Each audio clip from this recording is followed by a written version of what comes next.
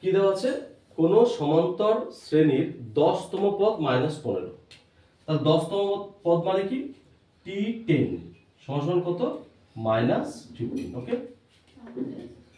আর 31তম পদ -57, তাহলে t31 equal to কত, -57। আমার চেয়েছে কি প্রথম পদ এবং সাধারণ অন্তর। আমি প্রথম পদ জানি না, প্রথম পদ ধরে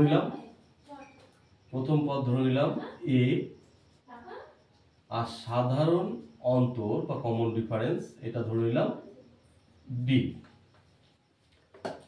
ঠিক আছে, এই যে 10তম পদ, তার ফর্মুলা আমি শিখেছি, আমরা জানি কি, a প্লাস n মানে 10 -1 ইন্টু d সমান কত, -15। ওকে, তাহলে কত আসছে এটা, a প্লাস 9d সমান -15। এটা একটা সমীকরণ বললাম।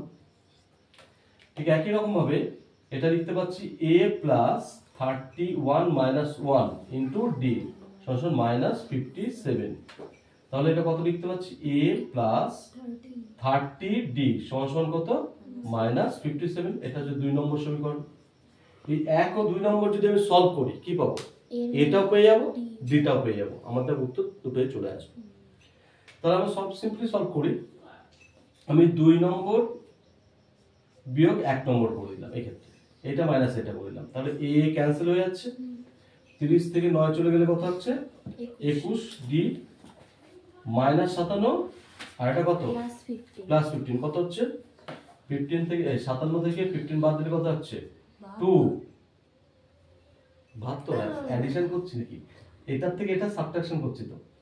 ঠিক আছে, কত আসছে এটা 2, আর এটা কত 4 না, তাহলে -42। ঠিক আছে, -57 প্লাস 15। তাহলে এখানে d কত আসছে, d আসছে -2। সুতরাং ফ্রম 1 থেকে 1 নম্বর থেকে আমি এটাকেও পেয়ে যাব, a সমান বলতে আর -15 ওপাশে দিলে -9 ইন্টু d মানে কত, -2। তাহলে কত আসছে, এটা 18 -15 মানে এটা 3। তাহলে প্রথম পদটা কত আসছে, 3, আর dটা কত আসছে, -2। একদম সোজা, বন্ধ করতে হয়ে যাবে।